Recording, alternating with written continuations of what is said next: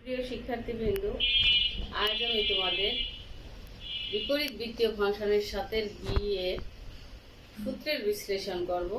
কারণ গত ক্লাসে আমরা সাতের এর অঙ্ক শেষ করেছি।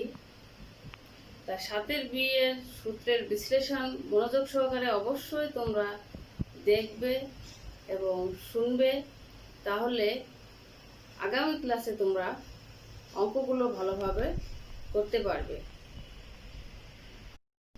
দেখো, আমাদের সাতের বি এর অঙ্ক শুরু করতে গেলে আগে লাগবে আদর্শ আকারে ত্রিকোণমিতিক সমীকরণের সাধারণ সমাধান। তাহলে এক্ষেত্রে দেখো, আমাদের চিত্রে x x dash y y dash, এখানে আমরা একটা কোণ আঁকলাম, থেটা কোণ। তাহলে সাইন থেটা সমান 0 হলে থেটা কোণ উৎপন্নকারী রেখার যে কোনো বিন্দু হতে আদি রেখার উপর অঙ্কিত লম্বের দৈর্ঘ্য 0 হবে। তাহলে আদি রেখার উপর আমরা কি করব? আদি রেখার উপর অঙ্কিত লম্বের দৈর্ঘ্য আমাদের 0 হবে, অর্থাৎ থেটা কোণ উৎপন্নকারী বাহুদ্বয় একই সরলরেখা নির্দেশ করে, অর্থাৎ ওপি। দেখো, ওপি ও এক্স ও এক্স ড্যাশ এর সাথে মিশে যাবে, ফলে এরূপ কোণের মান 0 অথবা পাই কোণের জোড় বা বিজোড় গুণিতক হবে। এখানে জোড়ও হতে পারে, বিজোড়ও হতে পারে। সুতরাং সাইন থেটা সমান 0 হলে থেটা সমান n পাই, যখন n এর মান 0 বা যে কোনো পূর্ণ সংখ্যা। তাহলে আমাদের সূত্রটা কি? মূল সূত্র হলো সাইন থেটা সমান 0 হলে থেটা সমান n পাই। সাইন থেটা সমান 0 হলে থেটা সমান n পাই।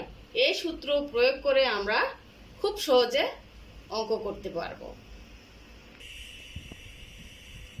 আবার দেখো, cos থেটা সমান 0 হলে থেটা কোণ উৎপন্নকারী রেখা বা বাহুর যে কোনো বিন্দু আদি রেখা বা বাহুর উপর লম্ব হবে, অর্থাৎ প্রান্তীয় রেখা ও পি ওয়াই অক্ষের উপর সমাপতিত হবে। এক্ষেত্রে কোণটির মান π/2 অথবা 3π/2 হবে। সুতরাং π/2 এর মান বিজোড় গুণিতক কোণের কোসাইনের মান 0 হবে, অর্থাৎ cos থেটা সমান 0 হলে থেটা সমান 2n + 1 π/2, যখন n এর মান 0 অথবা যে কোনো পূর্ণ সংখ্যা। তাহলে আমাদের সূত্রটা কি আসছে? cos থেটা সমান 0 হলে থেটা সমান 2n + 1 π/2। আমাদের মনে রাখতে হবে, cos থেটা সমান 0 হলে থেটা সমান 2n + 1 π/2। আমাদের এই সূত্র মনে রাখতে হবে যে cos থেটা সমান 0 হলে থেটা সমান 2n + 1 π/2, যখন n এর মান 0 অথবা যে কোনো পূর্ণ সংখ্যা হবে। দেখো, নাম্বার 3 দেখো, tan থেটা সমান 0 হলে, অর্থাৎ sin theta by cos theta সমান 0, sin থেটা সমান 0। সুতরাং tan থেটা সমান 0 ও sin থেটা সমান 0। উভয় ক্ষেত্রে থেটা সমান আমাদের n পাই, কারণ আমরা sin থেটা সমান n পাই, তাহলে tan থেটা সমানও n পাই, যখন n এর মান 0 অথবা যে কোনো পূর্ণ সংখ্যা। অনুরূপভাবে আমরা cot এবং cos থেটা সমান 0 হলে, cot থেটা সমান 0 হলে উভয় ক্ষেত্রে আমাদের থেটা সমান 2n + 1 π/2। তাহলে আমরা কি মনে রাখবো? মনে রাখবো sin থেটা সমান 0 এবং tan থেটা সমান 0 হলে থেটার মান হবে কত? n পাই। থেটার মান আমাদের উভয় ক্ষেত্রে n পাই। তাহলে tan থেটা সমান 0 ও sin থেটা সমান 0 হলে থেটার মান n পাই, যখন n এর মান 0 অথবা যে কোনো পূর্ণ সংখ্যা। অনুরূপভাবে cot থেটা সমান 0 এবং cos থেটা সমান 0 হলে থেটা সমান একইভাবে পাবো 2n + 1 π/2। তাহলে cos আর cot এর বেলায় সূত্র এক, sin এবং tan এর বেলায় সূত্র এক। এটা আমরা অবশ্যই মনে রাখবো। আবার দেখো, sin থেটা সমান কি? কে এর মান -1 থেকে বড়, 1 এর থেকে ছোট হলে আমরা ধরি sin থিটা সমান কে সমান sin আলফা। এক্ষেত্রে তাহলে sin থিটা সমান sin আলফা একদিকে নিয়ে আসলাম। আমরা sin c sin d সূত্র ত্রিকোণমিতি প্রথম পত্রের সূত্র জানি, সেখান থেকে আমরা পেয়েছি 2 cos alpha plus theta by 2 sin theta minus alpha by 2। তারপর আমরা কি করলাম, আয়দার অর করে সূত্র নিয়ে নিলাম। এই সূত্র দেখো এখানে থিটা সমান 2m plus 1 pi plus -1 2m plus 1 alpha এবং থিটা সমান 2m পাই প্লাস -1 2m আলফা। কিন্তু আমাদের একটা জিনিস মনে রাখতে হবে যে n এর মান 0 বা যে কোনো পূর্ণ সংখ্যা, সেক্ষেত্রে আমাদের থিটা সমান n পাই প্লাস -1 পাওয়ার n আলফা। তাহলে আমরা সূত্র কি জানবো যে sin থিটা সমান sin আলফা হলে sin থিটা সমান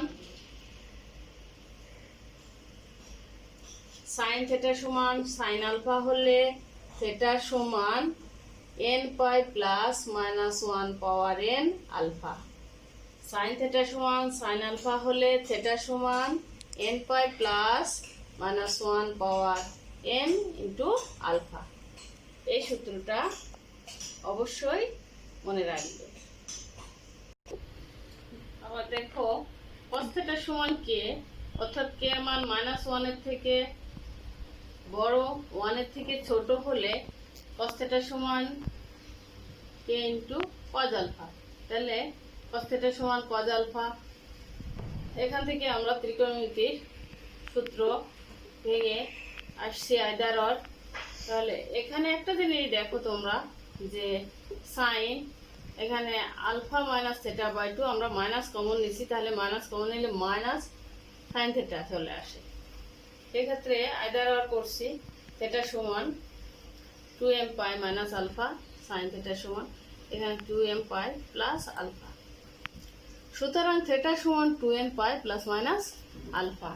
আমরা তাহলে মূল সূত্র কি, আমাদের মূল সূত্র হলো যে cos থিটা সমান cos আলফা হলে থিটা সমান cos থিটা সমান cos আলফা হলে cos থিটা সমান cos আলফা হলে থিটা সমান 2n pi plus minus alpha, যখন n এর মান পূর্ণ বা শূন্য বা পূর্ণ সংখ্যা, যখন n এর মান শূন্য বা পূর্ণ সংখ্যা। তাহলে cos থিটা সমান cos আলফা হলে থিটা সমান 2n pi plus minus alpha. একইভাবে আমরা cos এ যেমন পেলাম, তাহলে sec থিটা সমান sec আলফা হলে থিটা সমান 2n pi plus minus alpha.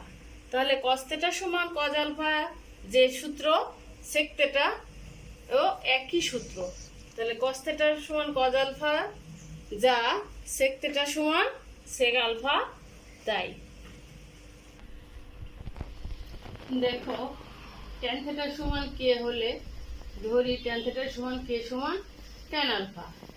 তাহলে tan থিটা সমান tan আলফা একইভাবে আমরা মাইনাস করে নিয়ে আসলাম, ওপাশে 0 tan sin cos করলাম, তারপর লসাগু করলাম, করার পরে দেখো এখানে sin a cos b minus cos a sin b, তাই sin a মাইনাস b সূত্র আর থাকলে কি 1/cos theta into cos alpha. তাহলে sin থিটা মাইনাস আলফা থাকলো আর 1/cos sec theta 1/cos alpha sec alpha. দেখো আমাদের sin থিটা মাইনাস আলফা সমান 0 হলে তাহলে থিটা সমান সূত্র আমরা কি জানি n পাই। থিটা সমান এখানে আলফা ওই পাশে চলে গেল, থিটা সমান n পাই প্লাস আলফা। কেননা sec থিটা বা sec আলফা এর মান শূন্য হতে পারে না, এজন্য আমরা এর সমাধানও নাই। অনুরূপভাবে cot থিটা সমান cot আলফা হলে থিটা সমান n পাই প্লাস আলফা। তাহলে আমরা মূল সূত্র কি যে tan থিটা সমান tan আলফা হলে tan থিটা সমান tan আলফা হলে থিটা সমান n pi plus alpha. tan theta সমান tan আলফা হলে থিটা সমান n পাই প্লাস আলফা। অনুরূপভাবে কট থিটা সমান কট আলফা হলে থিটা সমান n পাই প্লাস আলফা। এটা সূত্র অবশ্যই মনে রাখবে, কারণ অঙ্কে অনেক ক্ষেত্রে এই ট্যান থিটা সমান ট্যান আলফা সূত্রের প্রয়োগ আছে। দেখো সাইন থিটা সমান 1 হলে, অর্থাৎ সাইন থিটা সমান 1 মানে কি সাইন π/2। তাহলে সাইন আমরা জানি কি যে সাইন থিটা সমান সাইন আলফা। এই সূত্র থেকে আমরা কি জানি থিটা সমান m পাই প্লাস মাইনাস 1 এর উপরে m π/2m যে কোনো পূর্ণ সংখ্যা। আর m যদি জোড় সংখ্যা হয় তাহলে m সমান 2n ধরি। তাহলে থিটা সমান 2n পাই প্লাস মাইনাস 1 এর উপরে পাওয়ার কত 2n π/2। ক্যালকুলেশন করে আমরা এটা পাই। আবার n যদি বিজোড় সংখ্যা হয় তাহলে m সমান 2n প্লাস 1। তাহলে থিটা সমান আমরা m এর জায়গায় কি করলাম 2n প্লাস 1 দিয়ে ক্যালকুলেশন শেষ করলাম। সুতরাং থিটা সমান আমাদের দুইটা ক্ষেত্রে জোড় এবং বিজোড় একই আসলো। তাহলে থিটা সমান 4n প্লাস 1 π/2 যখন n এর মান 0 বা যে কোনো পূর্ণ সংখ্যা। তাহলে আমরা কি জানি যে সাইন থিটা সমান 1 হলে থিটা সমান সাইন থিটা সমান, তাহলে থিটা সমান 4n প্লাস 1 π/2। থিটা সমান 4n প্লাস π/2 যখন n এর মান 0 বা যে কোনো পূর্ণ সংখ্যা। দেখো সাইন থিটা সমান -1 হলে, এর আগে আমরা কি করলাম যে সাইন থিটা সমান 1 হলে, আর এখন আমরা সাইন থিটা সমান -1 হলে, তাহলে সাইন থিটা সমান -1 তাহলে মাইনাস π/2, তাহলে সাইন মাইনাস থিটা। এখন থিটা সমান m পাই প্লাস -1 এর উপরে m মাইনাস π/2। তাহলে আমাদের এই মাইনাসটা চলে আসলো সামনে, আর কিছু পরিবর্তন নয়।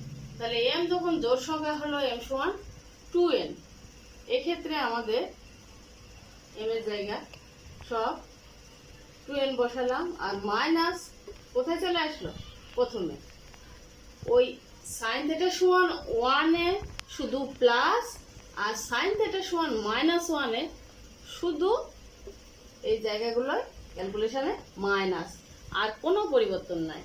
তাহলে আমরা সাইন থিটা সমান 1 এর সূত্র কি জানি যে সাইন থিটা সমান 1 হলে থিটা সমান 4n প্লাস 1 π/2, আর সাইন থিটা সমান -1 হলে আমরা কি সূত্র জানি যে থিটা সমান 4n প্লাস, আগের বার প্লাস আর মাইনাসে মাইনাস, তাহলে মাইনাসের ক্ষেত্রে আমাদের মাইনাস π/2।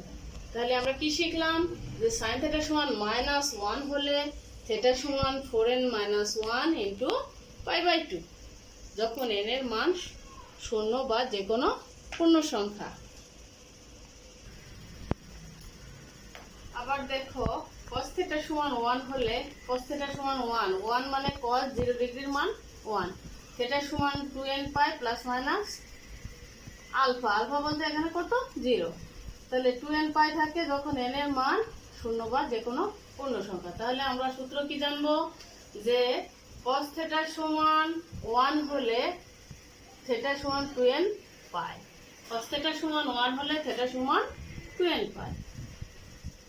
তাহলে cos থিটা সমান -1 হলে তাহলে কি হবে, -1 হলো cos পাই মানে 180 ডিগ্রি, থিটা সমান 2n পাই প্লাস মাইনাস পাই। তাহলে 2n প্লাস 1 ও 2n মাইনাস 1 উভয়ই বিজোড় সংখ্যা প্রকাশ করা বিধায় মানে পুনরাবৃত্তি ঘটে, সুতরাং বিয়োগ চিহ্ন বাদ দিয়ে পাই থিটা সমান 2n প্লাস 1 পাই, কারণ n এর মান 0 বা যে কোনো পূর্ণ সংখ্যা। তাহলে আমরা সূত্র কি জানবো যে cos থিটা সমান -1 হলে থিটা সমান 2n প্লাস 1 পাই, cos থিটা সমান -1 হলে থিটা সমান 2n প্লাস 1 পাই।